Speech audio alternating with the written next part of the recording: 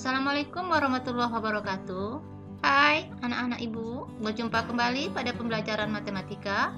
Kali ini kita akan membahas mengenai perbandingan berbalik nilai. Pertama, kita akan menyatakan perbandingan berbalik nilai. Ya, bagaimana cara menyatakan perbandingan berbalik nilai? Pertama, jika A per B berbalik nilai dengan X per Y, maka nilai A per B ini sama dengan Y per X. Jadi kalau dia senilai, A per B sama dengan X per Y. Tapi karena dia berbalik nilai, maka perbandingan ini juga kita balikkan. A per B sama dengan Y per X. Ya. Di mana nilai B, nilai X, dan nilai Y tidak boleh sama dengan 0. Ini salah satu cara menyatakan perbandingan berbalik nilai, yaitu A per B sama dengan Y per X. Jika A per B berbalik nilai dengan X berbanding Y.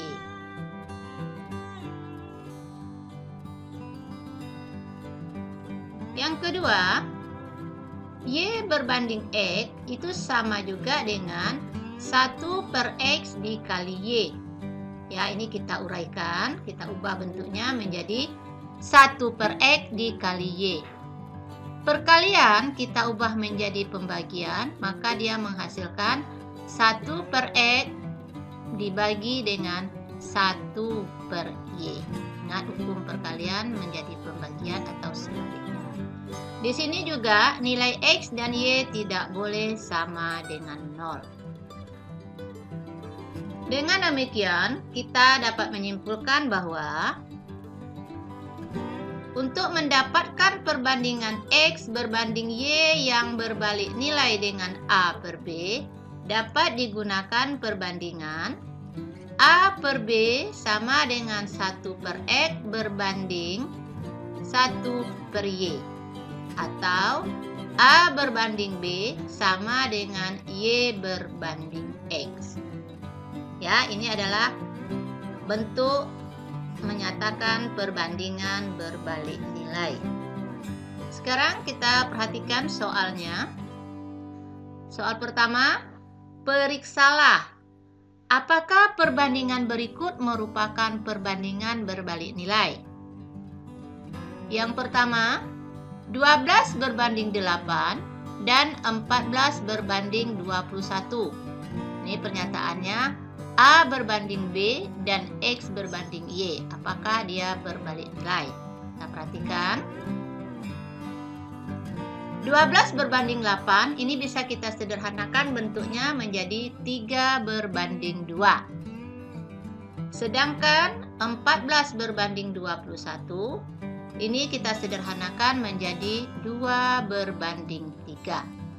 Ternyata di sini 12 berbanding 8 sama dengan 3 per 2, 14 berbanding 21 sama dengan 2 berbanding 3. Jadi 3 per 2 sama dengan 2 berbanding 3. Berarti ini disebut dengan perbandingan berbalik nilai. Jadi 12 berbanding 8 dan 14 berbanding 21 adalah perbandingan berbalik nilai.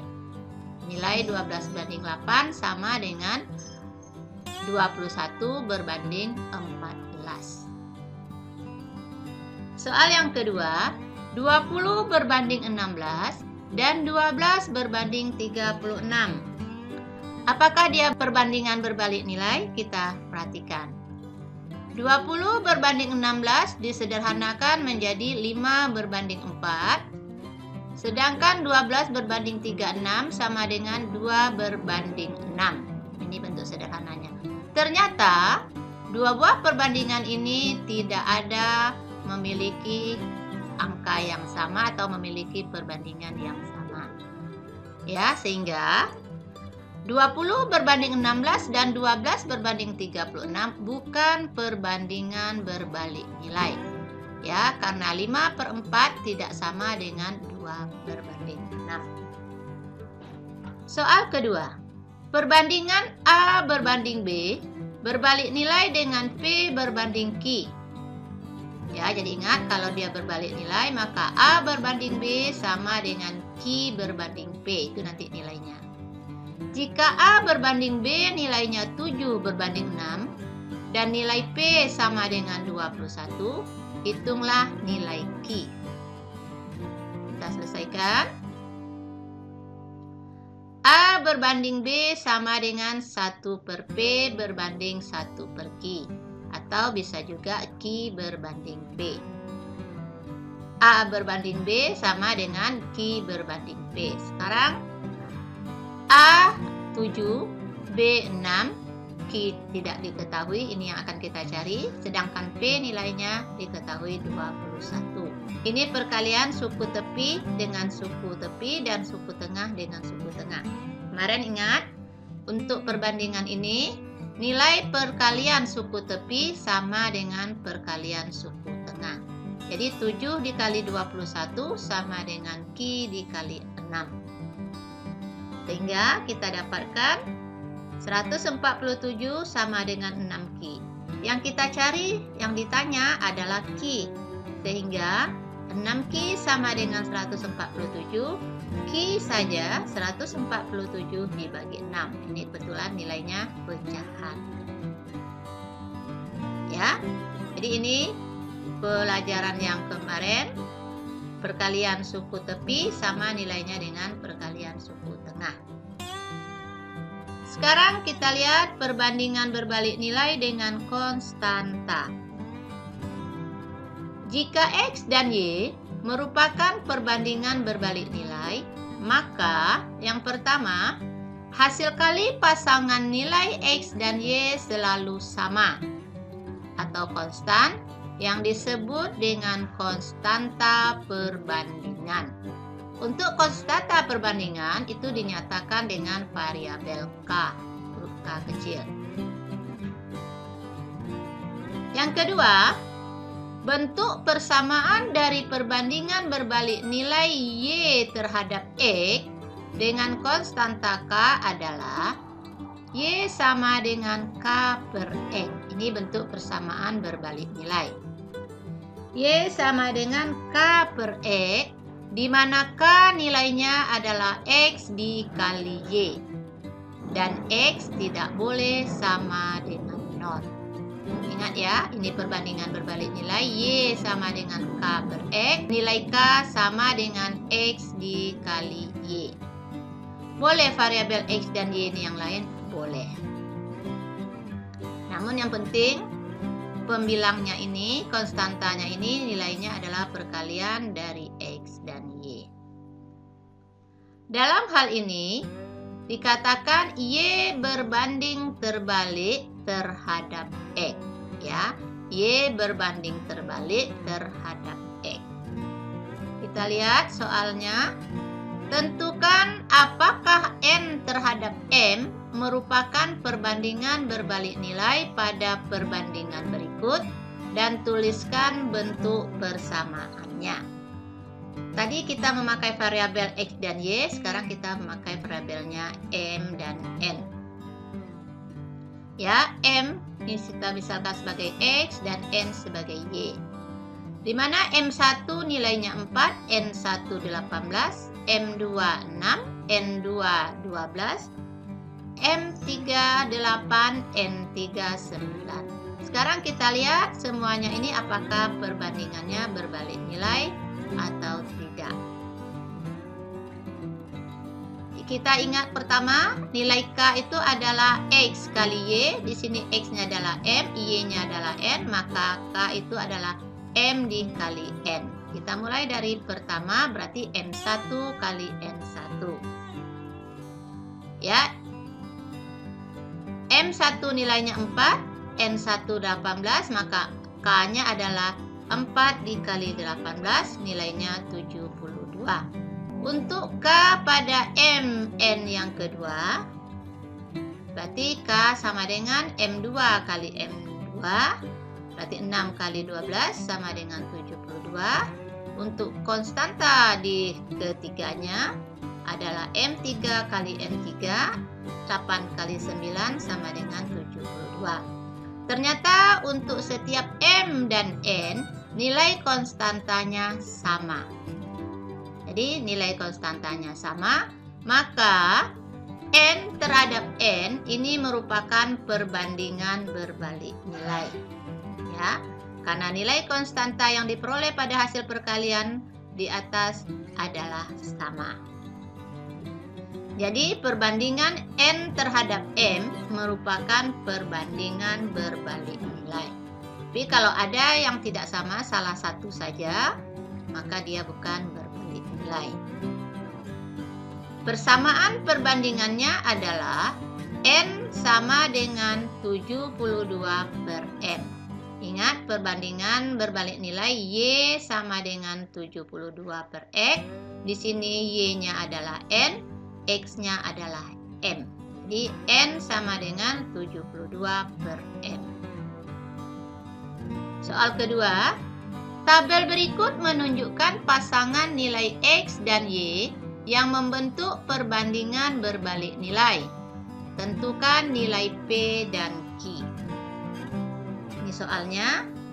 Ini X, ini Y, ini berarti X1 2, Y1 12, X2 4, Y2 P, X3 Q, Y3 adalah 3. Maka kita lihat dulu di sini untuk menentukan nilai P, berarti di sini Y2, P itu sama dengan Y2. Kita lihat X1-nya 2, Y1-nya 12, X2-nya 4, dan Y2-nya P. Ini yang diketahui untuk mencari P. Ini kita pasangkan. Maka persamaan perbandingan berbalik nilainya adalah Y sama dengan K per X, di mana nilai K ini sama dengan X kali Y. Berarti yang ada nilainya ini. Kalau yang dua ini dalam variabel. Jadi Y2 tadi sama dengan P, maka P sama dengan 2 kali 12 dibagi 4. Kita sederhanakan, maka kita dapatkan nilai P itu adalah 6. Jadi ini perlu diingat ya. Untuk perbandingan berbalik nilai, konstanta K itu nilainya adalah X kali Y. Untuk menentukan nilai Q, ya kita juga pasangkan ini dengan ini.